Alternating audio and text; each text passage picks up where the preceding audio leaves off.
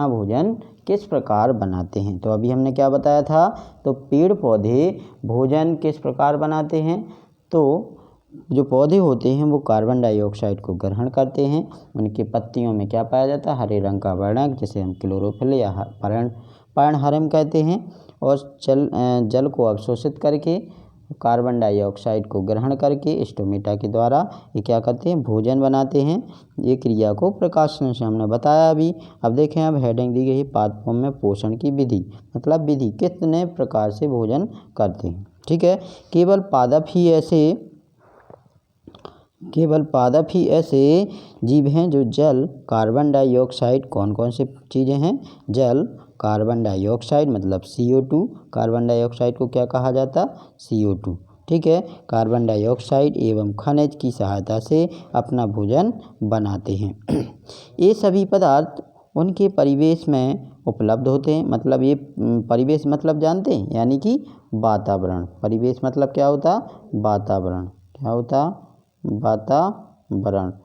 ठीक है, तो जो वातावरण है वही परिवेश, तो उस जहाँ पर पेड़ पौधे पाए जाते हैं वही उनका क्या होता है, परिवेश होता है। वहाँ पर उन्हें जो चीज़ें चाहिए होती हैं वो आसानी से प्राप्त हो जाती हैं, और ये जो आसानी से प्राप्त होती हैं इन्हीं को ग्रहण करके पेड़ पौधे अपना भोजन बना लेते हैं।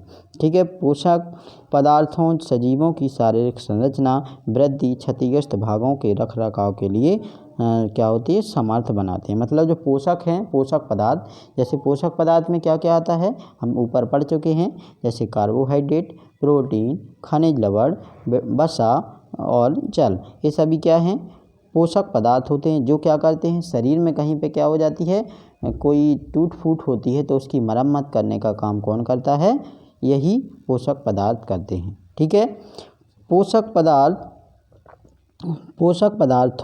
सजीवों की शारीरिक संरचना, वृद्धि एवं क्षतिग्रस्त भागों के रखरखाव के लिए कैसे होते हैं, समर्थ रहते हैं, बनाते हैं, तथा विभिन्न जैव प्रक्रमों के लिए आवश्यक ऊर्जा भी प्रदान करते हैं। क्या करते हैं, आवश्यक ऊर्जा, जैव प्रक्रम, एक शब्द आया यहाँ पे जैव प्रक्रम। तो जैव प्रक्रम क्या है, यानी जैविक क्रियाएं, शरीर में होने वाली जो जैविक क्रियाएं होती हैं उनको संचालित कौन करता है, पोषक पदार्थ करते हैं। यानी पोषक पदार्थ हम ग्रहण करते हैं तो उन्हीं के द्वारा हमें क्या मिलती है, एनर्जी मिलती है।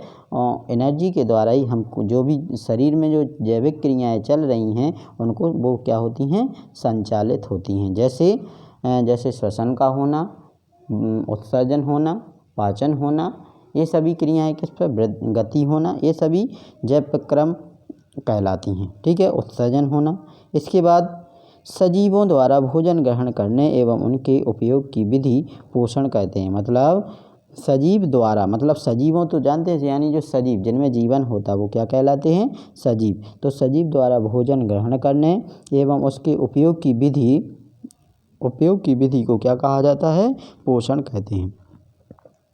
पोषण की वह विधि जिसमें जीव अपना भोजन स्वयं संश्लेषित करते हैं। मतलब पोषण की वह विधि जिसमें अपना भोजन जीव क्या करता हो, स्वयं बनाता हो, इसी को हम क्या कहते हैं, स्वपोषण कहते हैं। क्या कहते हैं, इसी ऐसे जीवों को हम क्या कहेंगे, स्वपोषी जीव कहते हैं। ठीक है, मतलब जो अपना भोजन क्या बना लेता है, स्वयं से बना लेता है, इसी को हम क्या कहते हैं, स्वपोषी कहते हैं। ठीक है, इसी को हम क्या कहेंगे, स्वपोषण भी कहा जाता है। इसके बाद अब देखेंगे, थोड़ा और चर्चा करते हैं। जैसे ऐसे पौधों को स्वपोषी कहते हैं। क्या कहते हैं, स्वपोषी। यहाँ से हमने देख लिया कि ये क्या होते हैं, स्वपोषी, जो अपना भोजन क्या बना लेते हैं, स्वयं बना लेते हैं, उन्हें हम क्या कहते हैं, स्वपोषी कहते हैं।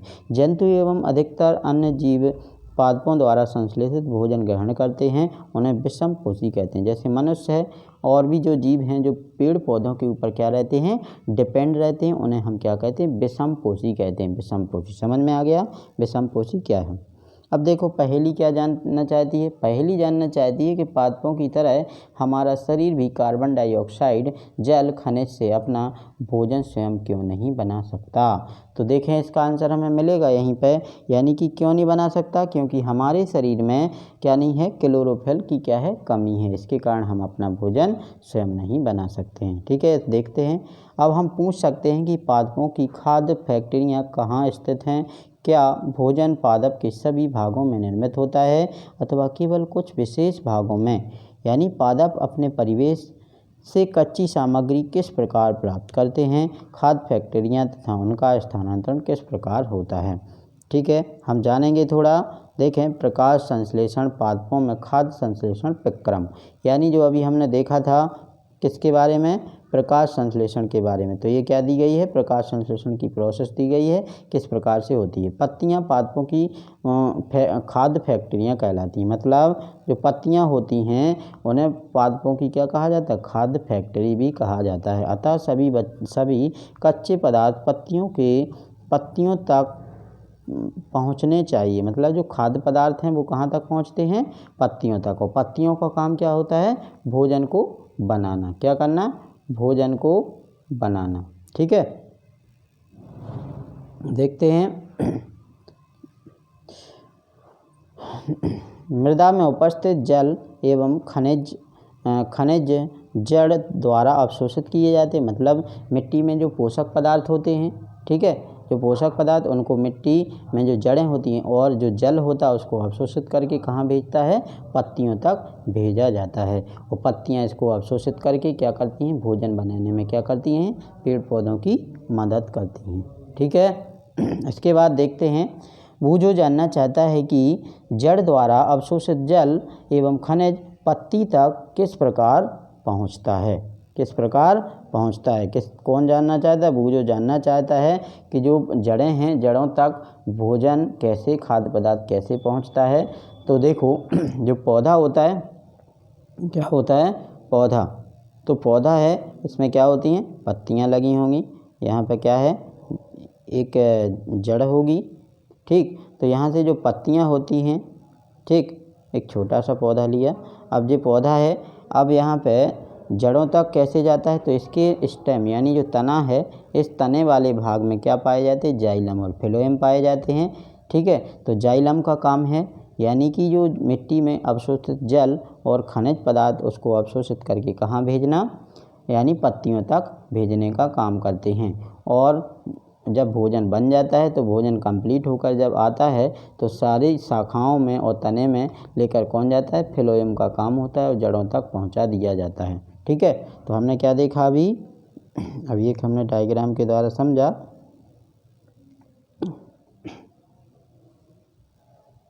चलो देखें, आपने देखा कि इमारतें ईंटों से बनती हैं।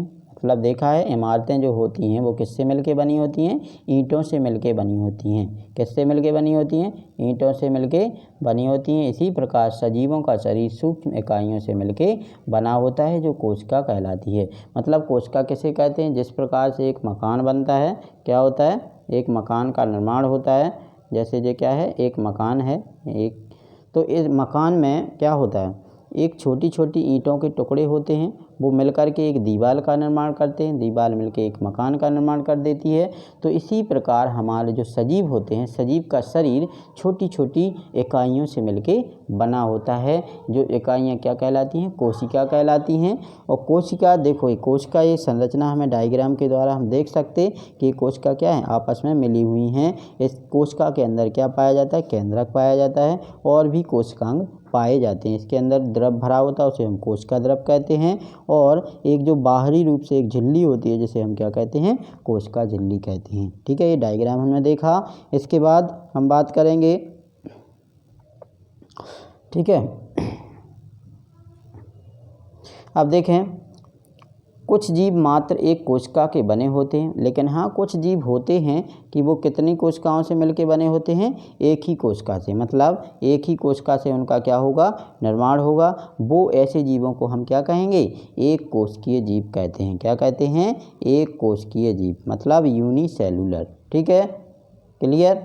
इसके बाद हम देखते हैं, एक कोशिकीय जीव कहलाते हैं जिसे कोशिका झिल्ली कहते हैं। यानी कि कुछ जीव मात्र एक कोशिका के बने होते हैं। कोशिका एक पतली बाह्य संरचना द्वारा घिरी होती है, जिसे कोशिका झिल्ली कहते हैं। हमने देखा अभी जो कोशिका है, कोशिका के चारों ओर क्या है, ये माना कि कोशिका है, तो कोशिका के चारों एक मेम्ब्रेन घिरी होती है, जिसे हम क्या कहते हैं, कोशिका झिल्ली कहते हैं। ठीक है। इसके बाद इसमें केंद्र में स्थित एक सुस्पष्ट संरचना भी होती है, जो क्या कहलाती है, केंद्रक। जैसे जिस केंद्रक दिखाई दे रहा है, स्पष्ट रूप से दिखाई दे रहा है, इसे हमने क्या कहा, केंद्रक। इसमें भी हमें दिखाई दे रहा है, ये क्या है, केंद्रक है। ठीक है। इसके बाद केंद्रक चारों ओर जेली के समान एक पदार्थ से घिरा होता है, मतलब जेली के समान मतलब तरल लिक्विड पदार्थ भरा होता है, ये दिखाई दे रहा है यहाँ पे। ये क्या कहलाता है, कोशिका द्रव कहलाता है। क्या कहलाता है, कोशिका द्रव कहलाता है। यह देखो, कोशिका द्रव कहलाता है। ठीक। इसके बाद हम आगे जानते हैं। ठीक। यह रंध्र द्वार कोशिकाओं द्वारा घिरे होते हैं। ऐसे छिद्रों को क्या कहते हैं, रंध्र कहते हैं। यानी कि देखो, जो पत्तियां होती हैं, क्या होती हैं, पत्तियां। तो जो पत्तियां हैं, ठीक, इनमें क्या होती हैं, सिराएँ होती हैं। अब इनको सूक्ष्मदर्शी से देखा जाए पत्तियों को, तो छोटे छोटे इनके अंदर क्या होते हैं, छिद्र होते हैं, जिन्हें हम क्या कहते हैं, स्टोमेटा या रंध्र कहते हैं। ठीक है। इसके बाद हम बात करें, आगे देखते हैं, जल एवं खनिज वाहिकाओं द्वारा पत्तियों तक पहुँचाए जाते हैं। ये वाहिकाएँ नली के समान होती हैं। जल एवं खनिज वाहिकाओं के वाहिकाएँ होते हैं, ये देखो यहाँ पे हमने बात की वाहिकाएँ, ये क्या कहलाती हैं, वाहिकाएँ। ठीक। तो जो वाहिकाएँ होती हैं, उनके माध्यम से पत्ती से क्या, भोजन को एकत्रित करके सभी जगह पहुँचा दिया जाता है और पत्तियों में भी भेज दिया जाता है। ठीक है। पत्तियों तक फैली होती हैं। पोषकों को पत्तियों तक पहुंचाने के लिए वाहिकाएँ एक सतत मार्ग बनाती हैं। दिखाई दे रहा है, सतत मार्ग एक रेखाओं के द्वारा दिखाई दे रहा, ये क्या है, सतत मार्ग। इस मार्ग से पत्तियों के सभी भाग में क्या, भोजन की सप्लाई हो जाती है। तो पोषकों को पत्तियों तक पहुंचाने के लिए वाहिकाएँ एक सतत मार्ग बनाती हैं। पादपों में पदार्थों के परिवहन के विषय में आप अध्याय 11 में पढ़ेंगे। ठीक है। आगे क्या करेंगे हम और पढ़ेंगे। अब हम पहेली को थोड़ा देखते हैं। ठीक है।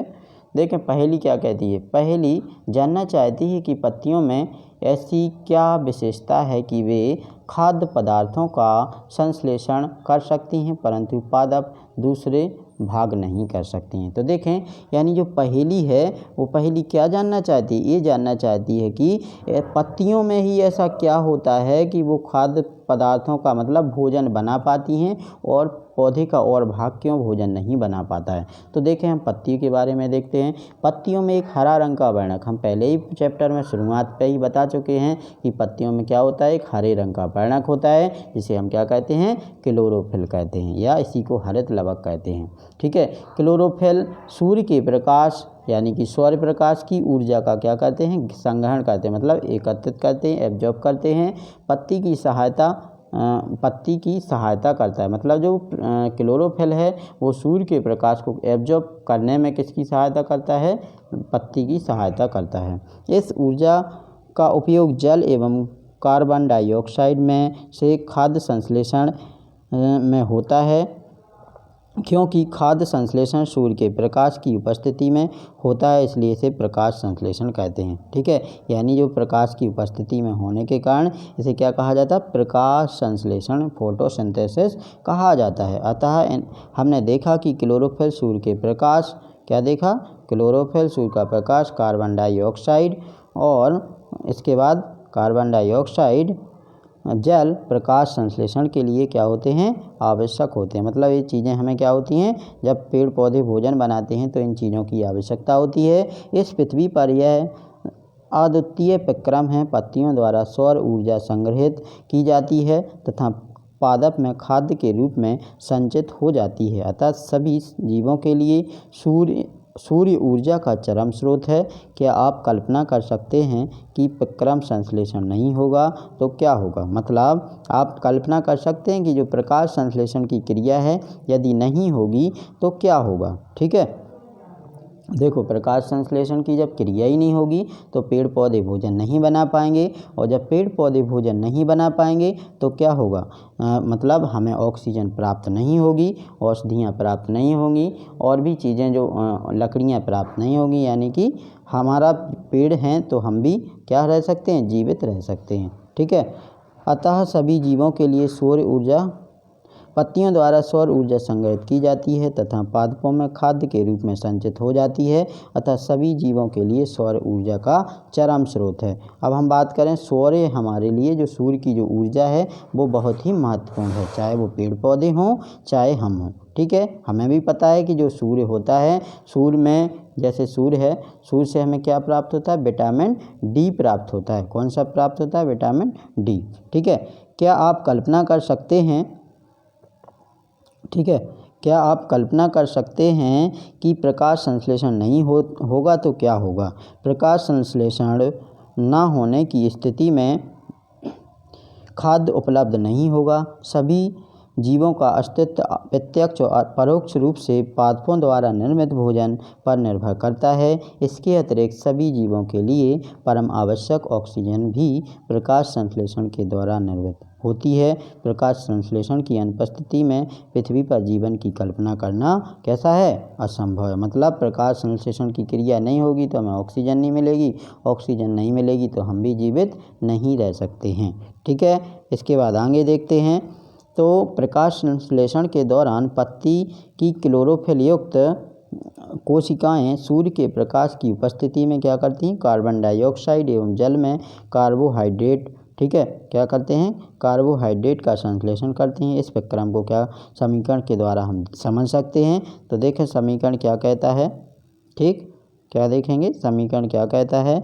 देखो, कार्बन डाइऑक्साइड है यहाँ पे, कार्बन डाइऑक्साइड और जल, कार्बन डाइऑक्साइड और जल जब सूर्य का प्रकाश प्राप्त हुआ, ये क्या है, सूर्य का प्रकाश, और पत्तियों में क्या था, क्लोरोफिल। तो एक मिलकर के जब प्रोसेस होती है तो क्या बनता, कार्बोहाइड्रेट बनता, और क्या निकलती, ऑक्सीजन गैस निकलती। तो यानी कि हम इसे फॉर्मूला के द्वारा भी समझ सकते हैं कि इसके क्या है। देखो 6CO2 प्लस 12H2O क्या होता, 12H2O इजकल टू सूर्य का प्रकाश, और यहाँ क्लोरोफिल, यहाँ क्या आ जाएगा, ग्लूकोज का फॉर्मूला C6H12 क्या होता, C6H12O6 क्या होता, ग्लूकोज का फॉर्मूला होता, और प्लस में क्या निकल जाती है 6O2, यानी जो ऑक्सीजन है वो क्या हो जाती है, निकल जाती है।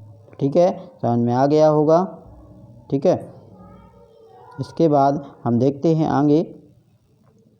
इस प्रक्रम में ऑक्सीजन क्या होती है, निर्मित होती है। कार्बोहाइड्रेट तथा पत्तियों में मंड, मतलब जो स्टार्च के रूप में भोजन क्या हो जाता है, संचित हो जाता है। ठीक है, क्या हो जाता है, भोजन संचित हो जाता है। अब हम देखें इसमें और भी आगे डिटेल पढ़ेंगे नेक्स्ट वीडियो में। तब तक के लिए धन्यवाद।